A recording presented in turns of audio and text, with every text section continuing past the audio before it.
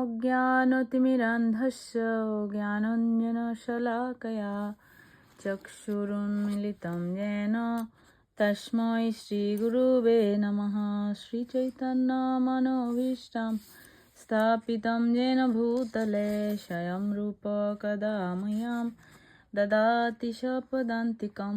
वन्देऽहं श्रीगुरु श्रीयुतपदकमलं श्रीगुरून् वैष्णवांश्च श्रीरूपं साग्रजातं सहगणा रघुनाथान्वितं तं सजीवं साद्वैतं सावधूतं परिजनसहितं कृष्णचैतन्यदेवं श्रीराधाकृष्णपादान् सहगणा ललिता श्रीविशाखान्वितांश्च। हे कृष्ण करुणा सिन्धु दीनबन्धु जगत्पते गोपीश गोपिकान्त राधाकान्त नमस्तुते।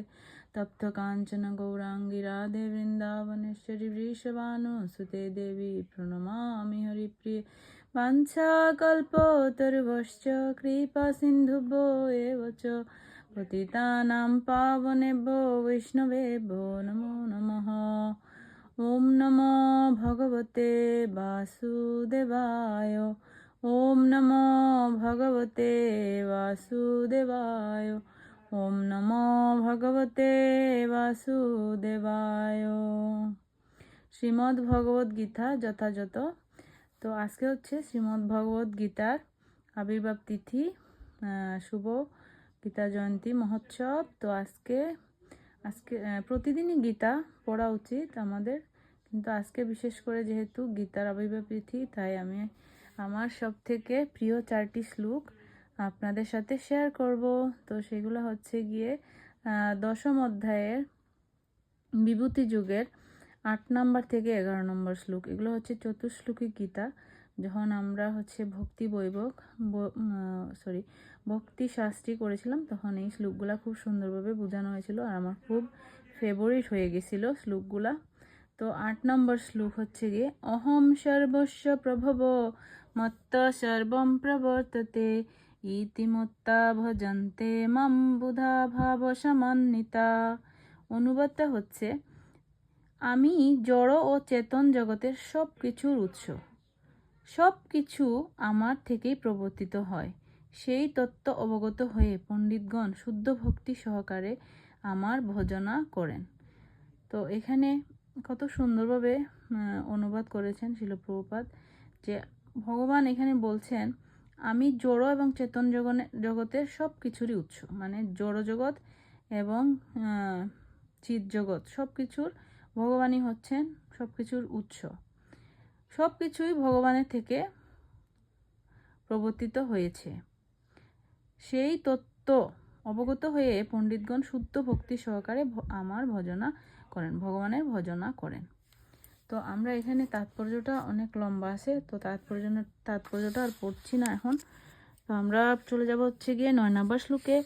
মচ্চিত্ত মদ্গত প্রাণা বুধয়ন্ত পরস্পরম কথয়ন্তশ্চ মাম নিত্যম তুষ্যন্তি চ রমন্তি চ।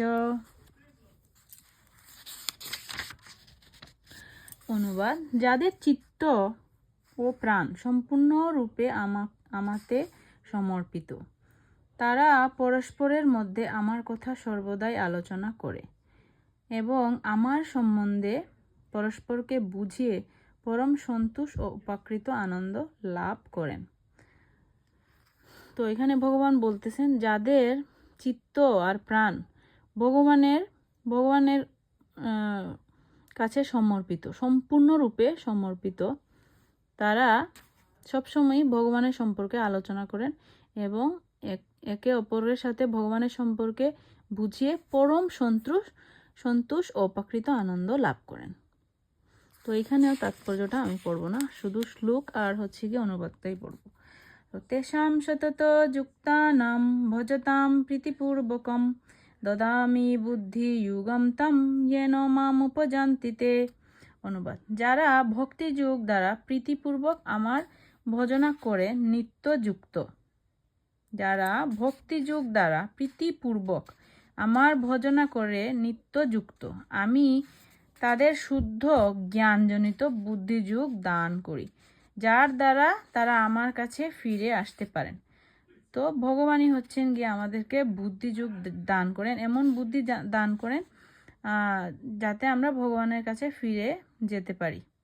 তবে আমাদেরকে প্রথমে হচ্ছে প্রীতিপূর্বক ভগবানের সেবায় নিত্য যুক্ত থাকতে হবে, তাহলেই ভগবান আমাদের শুদ্ধ জ্ঞানজনিত বুদ্ধিযোগ দান করবেন এবং আমরা তার ফলে ভগবানের কাছে ফিরে যেতে সমর্থ হব।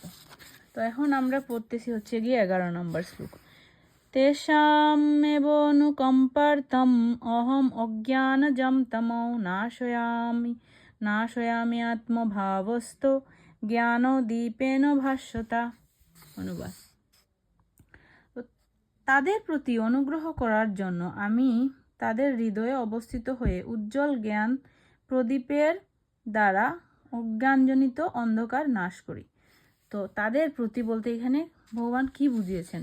তাদের প্রতি হচ্ছে যারা হচ্ছে গিয়ে যে আগের শ্লোকটাতে বলা হয়েছে যে প্রীতিপূর্বক আমার ভজনা করে নিত্যযুক্ত, সেই তাদের কথা ভগবান এই শ্লোকে বলতেছেন যে তাদের প্রতি তিনি অনুগ্রহ করার জন্য তাদের হৃদয়ে অবস্থিত হয়ে উজ্জ্বল জ্ঞান প্রদীপের দ্বারা, জ্ঞানের আলোর দ্বারা ভগবান তার অজ্ঞানজনিত যে অন্ধকার, যে দুর্বুদ্ধি আছে অজ্ঞানজনিত, সেটা ভগবান নাশ করেন। তখন আমরা ভগবানকে চিনতে পারি এবং ভগবানের প্রীতিপূর্বক ভজন সাধন করে ভগবানের কাছে ফিরে যেতে পারি। হরে কৃষ্ণ। জয় শ্রীমদ্ ভগবত গীতা কি জয়। তো এখানে আমরা যে 4টা শ্লোক পড়লাম সেগুলোকে বলা হয় চতুশ্লোকী গীতা। এই 4টা শ্লোক মানে হচ্ছে গিয়ে সমস্ত গীতার সারমর্ম। হরে কৃষ্ণ। জয় শ্রীমদ্ ভগবত গীতা কি জয়। গীতা জয়ন্তী মহোৎসব কি জয়। হরি বল।